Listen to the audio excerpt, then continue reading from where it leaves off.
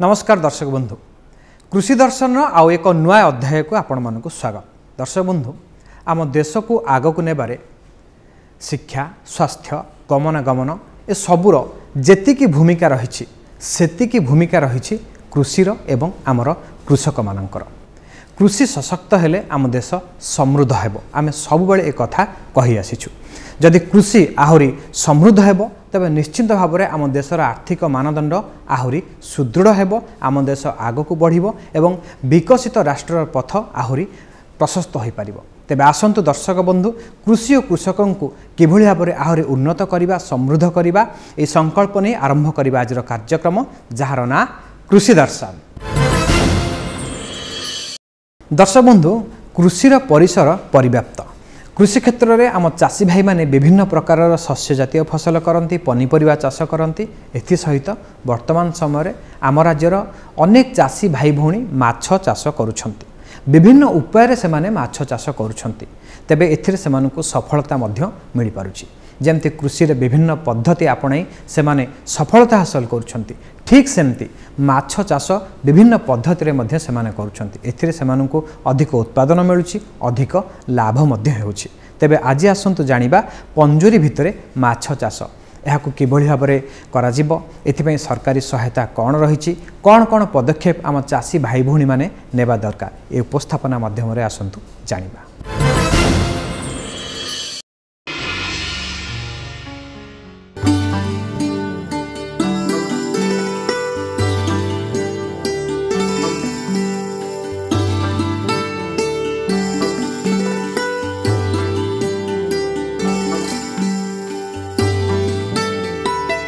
आम राज्य ओडिशा रे बर्तमान आमर जहाँ भी माछ चाष होउची पोखरी होउची, किंतु बर्तमान माछ उत्पादन राज्यर वृद्धि करने पई सरकार बर्तमान राज्य सरकार बहुल भाव में ध्यान दौरान। आमर जो बड़ बड़ जल भंडार रही से जल भंडार गुड़ाक केमती आम पंजूरी माध्यम माछ चाष करिक आमर माछ उत्पादनटा को वृद्धि करि परिबा से विषय बर्तमान विशेष आकर्षण दिया जाउछि एवं प्रोत्साहन मध्य सब्सिडी मध्य राशि आमर जो उद्योगी भाई मत्स्य उद्योगी भाई रही से दि जाउछि।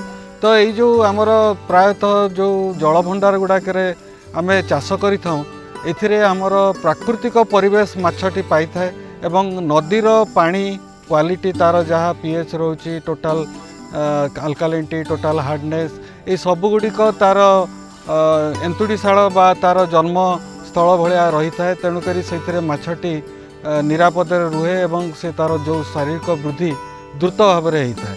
आउ गोटे जिनस हूँ आमर जो जल भंडार माछ चाष कर माछंकर जहाँ वर्ज्य वस्तु खाद्य खाई सारापर से जो मलत्याग करते जहाँ को आमर इंग्राजी में मेटाबोलाइट बोली कहुए से दूषित मेटाबोलाइट गुड़ाक पानी रे रहीकि जमती पोखरी रे जमिकी रहीकि पोखरी पानी को दूषित करें, किंतु सेटा आमर केज फिश फार्मिंग बा आमर जो पंजूरी भितर माछ चाष कराए से भाया कौन सी आशंका रही न था। तेणु माछ गुड़िक सुस्थ भाव में सुस्थ परिवेश रही था एवं खुशी मन रही था। जहाँ भी आम पोषण दे था खाद्य आकार कृत्रिम खाद्य आकार ताकू खाई शीघ्र शीघ्र बढ़ी था। आमर ये जो केज बा पंजूरी गुड़िक कराए साधारणतः दी प्रकार पंजूरी बा केज फिश फार्मिंग हुए। गोटे हूँ सर्कुलर केज आ गोटे हूँ रेक्टांगुलर केज। ये जो सर्कुलर केज गुड़िक प्रायतः 16 मीटर व्यास एवं प्राय 5 मीटर गभीरता विशिष्ट गोटे पंजूरी भाया रही है, जार कि ऊपर पार्श्वटी खोला रुहे एवं तल चारिपाख निबुज रही है गोटे कोठरी सदृश रही है। ता भितर आम माछ जाँल छाड़ी था एवं से माछ बढ़ी था। सेमती जदि देखा आयतकार जो केज रोचे बा पंजूरी रोचे से आयतकार केज गुड़िक 4 मीटर 6 मीटर 4 मीटर यही भाया लंब उच्चता एवं प्रस्तर रही था। ये माछ गुड़ी को आम साधारणतः जलंग माछ को आमर जो चाष कले आमर उत्पादन बहुत अधिका होता है। गोटे 4-6-4 क्यूबिक मीटर जो रेक्टांगुलर बा आयताकार जो केज बा पंजूरी रोचे से केज रु जलंग माछ को जदि आम 3000 संख्यार छाड़ा प्राय आमर 3000 किलोग्राम माछ प्राय 6 मास समय भितर अवधि भितर आम उत्पादन करने को सक्षम हो पार। तेणु अधिक परिमाण आम प्राय देखु 96 क्यूबिक मीटर रे प्राय 3000 संख्यार आम जाँल छाड़ुचे एवं जाँल को प्रथम जो छड़ा जाए प्राय आमर 100 ग्राम ओजन विशिष्ट जाँल को ये गच्छित करा जाए एवं तांकु प्रथम तांकर मोट शरीर ओजन 3% हार रे दैनिक फ्लोटिंग फीड बा भासमान खाद्य को खाया को दिया जाए एवं यार परवर्ती पर्याय रे माछ बढ़िवा क्रमे आमर प्रथम रे जो 1.8 mm खाद्य आकार खाद्य दिया होतला भासमान खाद्य सेटा बढ़ी बढ़ी कि 2 mm से गुड़ाक धोई होगी चली जाए और पंजरी भितर सदा सर्वदा पानी प्रवाहमान भली रही थाए एवं माछ इथरे द्रुत गति बढ़िकी खाद्य खाई बढ़ी था प्राय आम देखीचु 6 मास भितर गोटे किलो माछ हवापाई प्राय किले 200 ग्राम खाद्य जति कृत्रिम खाद्य परिवेषण करा जाउछि ताले माछ गुड़िक किले ओजन रही पारिबे अर्थात यार जो खाद्य एफसीआर बोली जोटा कहुच्छे फूड कन्वर्सन रेशियो पाखापाखि 1.2 रही थाए तेणु यही प्रकार चाष करागले आमर पोखरी रे माछ उत्पादन होची ता सहित नदी भितर आमर ये जो केज फिश फार्मिंग जो जलभंडार गुड़ाक रोचे जो जल गभीरता अधिका रोचे से आमर ये पंजुरी भितर जलंग माछ जो जदि आम चाष करें गोटे गोटे 96 क्यूबिक मीटर जो आयताकार पंजुरी रोचे से पाखापाखि 6 मास भितर आम 3000 किलोग्राम माछ आम उत्पादन करिपरिबा किले साइजर माछ आम उत्पादन करिपरिबा। दर्शक बंधु जदि आपण कृषि क्षेत्र को देखिए अधिकरू अधिक संख्यार आम चाषी भाई माने पनीपरिबा चाष करिथांती आउ व्यावसायिक भितर यह करिथांती कहीं जदि बाजार कथा आलोचना करा जाए प्रत्येक समय प्रत्येक ऋतु में सबुज तटका पनीपरिबार चाहिदा भल रही है से तो वर्तमान समय आम राज्यर चाषी भाई भौणी मैंने पनीपरिबा उत्पादन करुछंती आम राज्य वर्तमान पनीपरिबा उत्पादन में स्वावलंबी होउछि। आज आम एभली एक पद्धति संपर्क में जानिबा जो पद्धति वर्तमान आम राज्यर चाषी भाई भौणी मैंने पनीपरिबा चाष करुछंती जो देखा जाए संकर जातीय पनीपरिबा चाष यह कौन ए संपर्क में आसतु आमर उपस्थापना माध्यम अधिक जानिबा।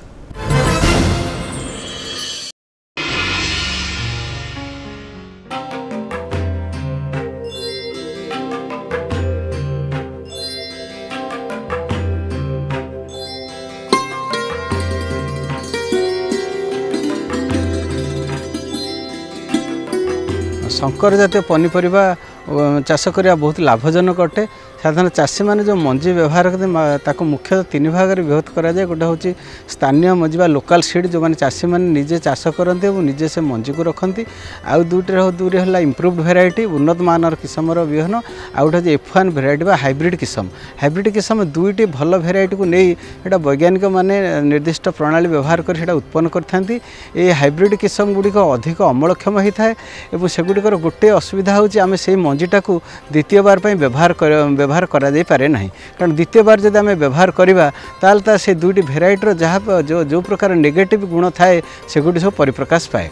ये हाइब्रिड भेराइटी चाष करने आम सतर्कता अवलंबन करने दरकार। गोटे सब आम जो चाषी मैंने मंजी किणवे थोड़े पैकिंग मंजी किणवे जो थे लिखाई तो F1 हाइब्रिड कैपिटल लेटर लिखाई तो से देखा दरकार। आउ गोटे जिन देखा दरकार आमर परसेंटेज ऑफ जर्मिनेशन तापर इम्प्यूरिटी केते परसेंट रही देखिए तापर आमर जो चारा गुड़िक आमर चारा उत्पादन करवा दरकार। आप पॉली ट्रे रे आम चारा उत्पादन करें पॉली ट्रे रे आम आमर दबा खत दबा एवं कता गुंड दबा कता गुंड दे पॉलिट्रे गोटे फिलअप करवा और मंजी को आम तादेह पकेवा मंजी को पकेला पूर्व आमर प्री सोकिंग और प्री जर्मिनेटेड सीड पकेवा ता पूर्व दिन संध्या 6टारू 2 दिन आगे संध्या 6टारू मंजी गुड़िक पानी रे पकेवा एवं सकाळ 6टारे ताको पानी रू काढ़िवा ता फल आमर मंजी को जेतिकी जलीय अंश दरकार से ग्रहण करिथाए तापर ताको कोन करे सुखिला एवं सफा कपड़ारे ताको बांधी टिके जेमि हल्का टेम्परेचर पाइबा आमर वायु जल उत्ताप दरकार जेमि आमर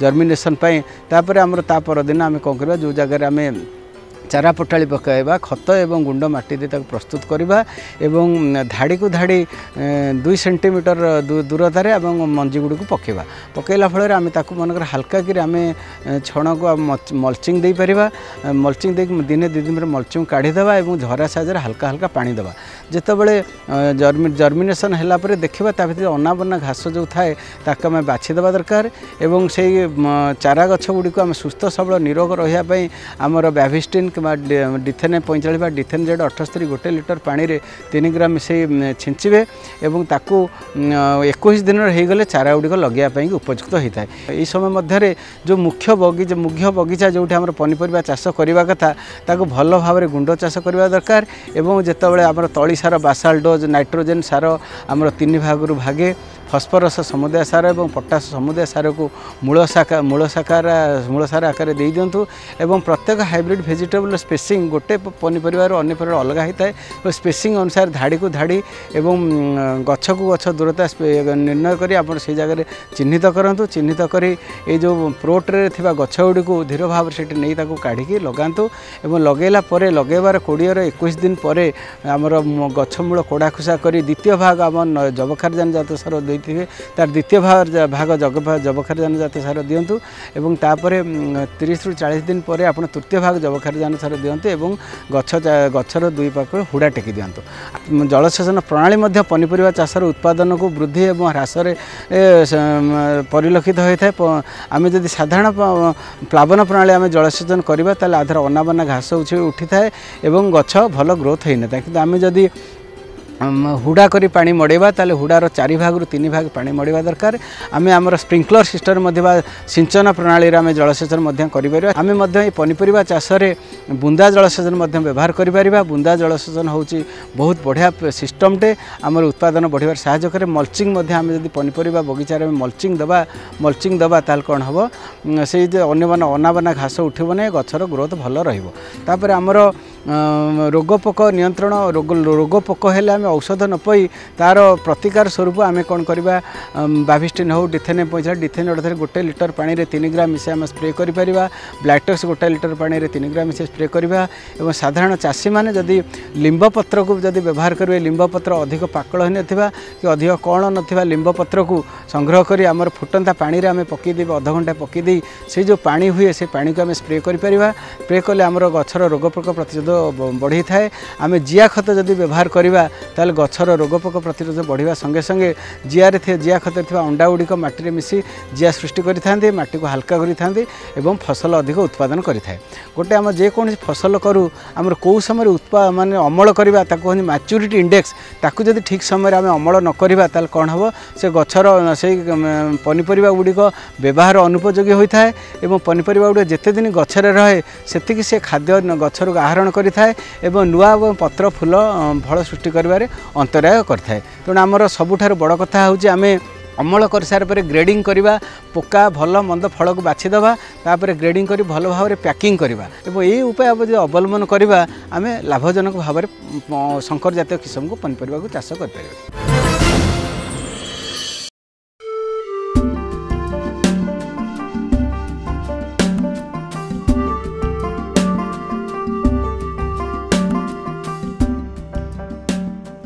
एहा हेउछि प्रभु जगन्नाथଙ୍କ भूमि ओडिशा। एहार प्राय 75% जनसंख्या एबे भी कृषि जीविका निर्वाह करती। ओडिशार बरगढ़ जिल्लार नुआपल्ली गाँवर जड़े चाषी कृषि कार्यकलाप करने सहित आर्थिक सफलता पाइबार एक नूतन उपाय देखाइछन्ति। एहा से तेलबाला पाम चाष माध्यम करिछन्ति।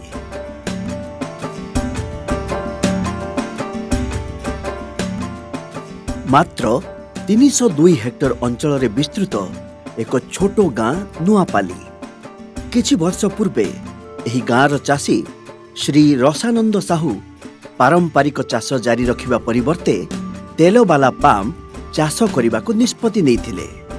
से ओडिशा सरकार एवं एक घोरई कंपानीर सहायता 5.27 हेक्टर जमी रे तेलबाला पाम चाष आरंभ करथिले। तांकु तेलबाला पाम चाष सामग्री जोगाई दिया जाइथिला। श्री रसानंद साहू एबे तेलवाला पाम चाषरू प्रति हेक्टर रे वार्षिक 1 लाख टंकार अधिक सफलतार सहित आय करुछंती। तांकू जातीय खाद्य तेल मिशन तेलवाला पाम अधीन रे कृषि विभाग पक्षरु आर्थिक एवं वैषयिक सहायता मध्य प्रदान करा जायथिला। National mission on edible oils oil palm NMEOOP Bharat सरकार 2021-2022 रे आरंभ करथिले। तेलवाला पाम चाषी माननकु सामग्री आंतः फसल एवं रक्षणाबेक्षण ड्रिप जलसेचन डीजेल विद्युत सौर पंप सेट बोरवेल फल अमल उपकरण एवं पुराना गछगुड़िकर पुनः रोपण पाई आर्थिक सहायता मध्य जोगाई दिया जाए। एही मिशन अधीन रे प्रति हेक्टर पाई 1 ରୁ 5 लाख टंका आर्थिक सहायता मध्य चाषी माननकु जोगाई दिया जाए।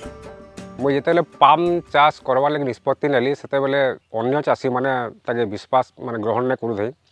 से माने भाबुथिले कि पाम चाष रे बहुत पानी लागसी आ जमी भी तामने इथरे खराब हेसी। हाँ मु पाम चाष उपरे किछि निश्चिंतता नथिलु। आमे रसानंद साहू पाम चाष देखी आज बहुत उत्सर्गित अच्छु और आमे आशा करूँ चाषी माने जे पाम चाष करी आमे भल सफलता हेबो बोली आशा करूँ। हाँ तेलवाला पाम चाष अनेक उपाय रे चाषींक पाई एक लाभदायक फसल कम खर्च रे अधिक लाभ। परिपक्व तेलवाला पाम गछ प्रति हेक्टर रे 20 ରୁ 25 टन फल देइथाय एवं यह प्राय 30 वर्ष पर्यंत फल देइथाय। केवल एतिकी नुहे चाषी माने एही गछ गुड़िक मध्यरे आंतः फसल चाष करी 2 गुणित आय मध्य अर्जन करुछंती। ऑयल पाम चाष सरकार तरफ आमर गछ चारा बाबद को 20,000 टंका इंडिजिनियस भेराइटी और 29,000 टंका एक्जोटिक भेराइटी दि जाउची। यह छड़ा 4 वर्ष प्रथम 4 वर्ष गछर रक्षणाबेक्षण एवं अंत फसल चाष 42,000 टंका सरकार आड़ू सहायता दि जाउची। यह छड़ा आमर ड्रिप सिस्टम रे जदि आपण इरिगेशन करिया चाहूचंती अत्याधिक 30,000 टंकार सब्सिडी गवर्नमेंट आड़ू दि जाउची। यह छड़ा अन्यान्य आमर जो उपकरण हैला जेमती harvesting tool tractor trolley cutter ladder पई मध्य सरकार आड़ू आर्थिक सहायता मध्य जोगा दि जाउची। श्री रसानंद साहू परी चाषींक सफलता अनेक चाषींकु बिना द्विधारे तेलवाला पाम चाष ग्रहण करिबाकू एवं सेमानक आय बहुगुण वृद्धि करिबाकू उत्साहित करिछि।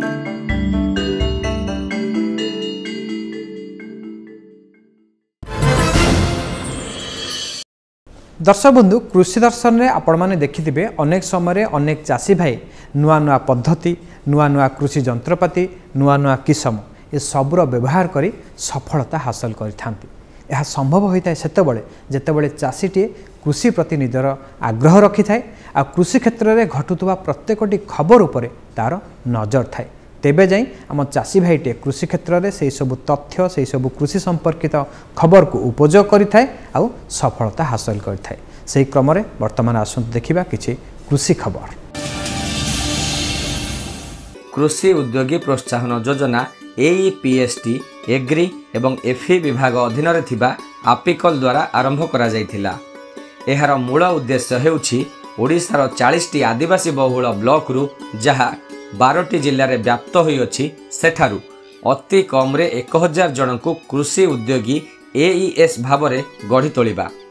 एही योजना अधीन रे चिन्हट होइथिबा कृषि उद्योगी माने प्रत्येक जन निजे निजे 150 ରୁ 250 परिवार सहित जड़ित हेबे बोली आशा करा जाउछि। आसंता 3 वर्ष मध्यरे 2 लाख परिवारर जीवन एवं जीविका उपरे प्रभाव पकाई कृषक माननकु सेमानक पाखरे गुणात्मक कृषि इनपुट एवं सेवा फार्म मेकानाइजेशन एवं मार्केटिंग सेवा जोगाई देवार आश्वासन प्रदान करिवे, जहा द्वारा एहा पूर्वरु उपलब्ध सब्सिडी एवं संप्रसारण श्रमिक सेंट्रिक फार्म सेवारु कृषि उद्योग केन्द्रिक संप्रसारण सेवा को मूल्य श्रृंखला माध्यम कृषक मानक पाखरे उपलब्ध कराई सेमानंकर कृषि उत्पादन को राज्य रे विस्तार करिवार एक मूल परिवर्तन को लक्ष्य रखिछि।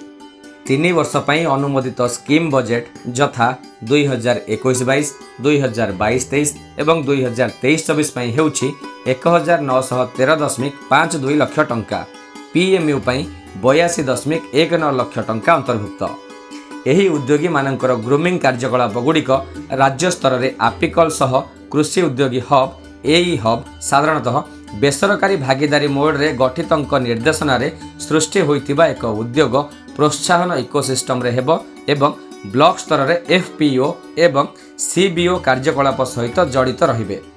ଏହା ଅନ୍ତତଃ 700 ଏଇଙ୍କୁ ସେମାନଙ୍କ ଉଦ୍ୟୋଗରୁ ବାର୍ଷିକ 2 ଲକ୍ଷ ଟଙ୍କା ରୋଜଗାର କରିବାକୁ ସକ୍ଷମ କରିବ ଏବଂ ଏହି ଏଇମାନଙ୍କ ମଧ୍ୟରୁ 100 ଜଣ ମାଷ୍ଟର AES ଭାବରେ ଉଚ୍ଚ ମୂଲ୍ୟରେ ଉଦ୍ୟୋଗ ଗଠନ କରି ଏକୀକରଣ ଭୂମିକା ଗ୍ରହଣ କରିବେ ଏବଂ ନିରନ୍ତର ଭାବରେ ବାର୍ଷିକ 6 ଲକ୍ଷ ଟଙ୍କା ରୋଜଗାର କରିବେ। ସବୁଜ ଘର ବା ଗ୍ରୀନ୍ ହାଉସ୍ ସାଧାରଣତଃ କାଚ, ପ୍ଲାଷ୍ଟିକ୍ ଚଦର ଓ ଜରି ଆଚ୍ଛାଦିତ ଗୃହଗୁଡ଼ିକୁ ବୁଝାଇଥାଏ। ବର୍ତ୍ତମାନ ଯେପରି ଭାବରେ ଜଳବାୟୁର ପରିବର୍ତ୍ତନ ଘଟୁଛି, ଚାଷ କାର୍ଯ୍ୟ ବହୁଳ ମାତ୍ରାରେ ପ୍ରଭାବିତ ହେଉଅଛି। ଏହିପରି ସ୍ଥଳରେ ଗୋଟିଏ ନିର୍ଦ୍ଦିଷ୍ଟ ସ୍ଥାନରେ ବର୍ଷ ତମାମ ଫୁଲ, ଫଳ ଓ ପନିପରିବା ଉତ୍ପାଦନ କରିବା ନିମିତ୍ତ ସବୁଜ ଘରଗୁଡ଼ିକ ଅତ୍ୟନ୍ତ ଉପଯୋଗୀ ଅଟେ। ସବୁଜ ଘର ମଧ୍ୟରେ ଉଚିତ ପରିବେଶ ସୃଷ୍ଟି କରାଯାଇ ବାତାବରଣକୁ ଫସଲର ଆବଶ୍ୟକତା ଅନୁସାରେ ନିୟନ୍ତ୍ରଣ କରାଯାଇଥାଏ। ଏବେ ଏଗୁଡ଼ିକର ଆଦର ଦିନକୁ ଦିନ ଚାଷୀମାନଙ୍କ ମଧ୍ୟରେ ବଢ଼ିବାରେ ଲାଗିଛି। ଏହାର ନିର୍ମାଣ କରିବା ପାଇଁ ନିର୍ଦ୍ଦିଷ୍ଟ ଜ୍ଞାନକୌଶଳ ଦରକାର ହୁଏ। ଅତ୍ୟଧିକ ବୃଷ୍ଟିପାତ, ବରଫ ଓ କାକର ପଡ଼ୁଥିବା ସ୍ଥାନମାନଙ୍କରେ ମଧ୍ୟ ଏହି ଜରି ଘରଗୁଡ଼ିକ ଫସଲକୁ ରକ୍ଷା କରନ୍ତି। ଫଳରେ ଅତ୍ୟନ୍ତ ଖରାପ ଜଳବାୟୁରେ ମଧ୍ୟ ସବୁଜ ଘରର ଆବଶ୍ୟକତା ରହିଛି। ଠିକ୍ ଭାବରେ ତାପମାତ୍ରା, ଆଲୋକ, ଆର୍ଦ୍ରତା ଓ ଅଙ୍ଗାରକାମ୍ଳ ନିୟନ୍ତ୍ରଣ ହେବା ଯୋଗୁଁ ଚାଷୀ ଭଲ ଅମଳ ପାଇବା ସଙ୍ଗେ ସଙ୍ଗେ ଲାଭବାନ ହୋଇଥାଏ। ସବୁଜ ଗୃହ ମଧ୍ୟରେ ବାଷ୍ପୀକରଣ ପ୍ରକ୍ରିୟା କମିଯାଏ ଏବଂ ଜଳସେଚନର ଆବଶ୍ୟକତା କମ୍ ହେଉଥିବାରୁ ଜଳ ସଂରକ୍ଷଣରେ ସାହାଯ୍ୟ କରେ। ପ୍ରଥମରେ ସବୁଜ ଗୃହ ନିର୍ମାଣ କରିବାର ଉପଯୁକ୍ତ ସ୍ଥାନ ନିରୂପଣ କରିବା ଦରକାର ଅଟେ। ସବୁଜ ଘର ପାଇଁ ଉଚ୍ଚ ସ୍ଥାନ ବାଛିବା ଦରକାର, ଯେପରିକି ବର୍ଷା ପାଣି ଜମିବ ନାହିଁ। ଗମନାଗମନର ସୁବିଧା ଥିବା ଦରକାର, ଅର୍ଥାତ୍ ବର୍ଷ ସାରା ଯିବା ଆସିବା ପାଇଁ ରାସ୍ତା ଠିକ୍ ଥିବା ଦରକାର। ଆଖପାଖରେ ବଡ଼ ଗଛ ନଥିଲେ ଭଲ, ଯାହାଫଳରେ ସ୍ଥାନଟି ଛାଇ ପଡ଼ୁନଥିବ। ନିକଟସ୍ଥ ଜଳ ଉଚ୍ଚମାନର ହେବା ସଙ୍ଗେ ସଙ୍ଗେ ବିଦ୍ୟୁତର ସୁବିଧା ଥିବ। ସବୁଜ ଗୃହ ମଧ୍ୟରେ ଥିବା ମୃତ୍ତିକା ଉପଯୁକ୍ତ ଥିବା ଦରକାର। ମାଟିକୁ ପ୍ରତି 3-4 ବର୍ଷରେ ବଦଳାଇବା ଦରକାର। ନିକଟସ୍ଥ ମାର୍କେଟ ସହ ସଂଯୋଗ ଥିଲେ କିଣା ବିକାରେ ଏହା ସହାୟକ ହୋଇଥାଏ। ଉପଯୁକ୍ତ ଭାବରେ ସୂର୍ଯ୍ୟକିରଣ ବର୍ଷ ସାରା ଉପଲବ୍ଧ ଥିବା ଆବଶ୍ୟକ। ସବୁଜ ଘରର ସଠିକ୍ ଅବସ୍ଥିତି ଯୋଗୁଁ ଏହା ଭିତରେ ଫସଲ ଉତ୍ପାଦନ କରିବା ପାଇଁ ଭଲ ପରିବେଶ ସୃଷ୍ଟି ହୋଇଥାଏ। दर्शक बंधु एबे जानिबा बजार दर। विभिन्न स्थान रे आम राज्यर विभिन्न अंचल रे कृषिजात सामग्रीर बजार दर भिन्न भिन्न। जो चाषी भाई भौणी माने व्यावसायिक भित्तिर विभिन्न प्रकारर पनीपरिबा चाष हो किंबा अन्यान्य शस्य जातीय फसल करुछंती, सेमाने निजर उत्पादित सामग्री को सठिक दर रे जदि बजार बिक्री करि पारंती, तेबे जाई सेमाने निश्चित भाव में अधिक अधिक लाभ पाई परिबे। अनेक समय देखा जाए आम चाषी भाई भौणी माने निजर उत्पादित सामग्रीर सठिक बजार दर जानी पारंती नाही एवं सेथिपई सेमाने क्षति सही थांती। किंतु वर्तमान समय परिवर्तन होईची। आपणक पाखरे कृषि खबर जदि कहा जाए ता सहित बजार दर मध्य रही। वर्तमान आसंतु जानिबा बजार दर।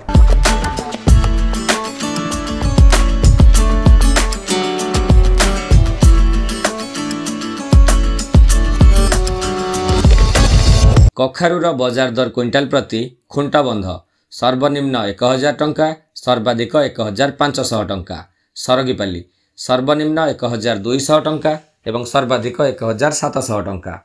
बांकी सर्वनिम्न 1800 टंका एवं सर्वाधिक 2000 टंका। पानपोस सर्वनिम्न 1000 टंका एवं सर्वाधिक 1400 टंका रही। भेंडीर बजार दर क्विंटाल प्रति बौद्ध सर्वनिम्न 4800 टंका एवं सर्वाधिक 5200 टंका। बरगढ़ सर्वनिम्न 4500 टंका एवं सर्वाधिक 4700 टंका। कंटाबांजी सर्वनिम्न 1900 टंका एवं सर्वाधिक 2100 टंका। गोप सर्वनिम्न 4000 टंका एवं सर्वाधिक 5000 टंका रही।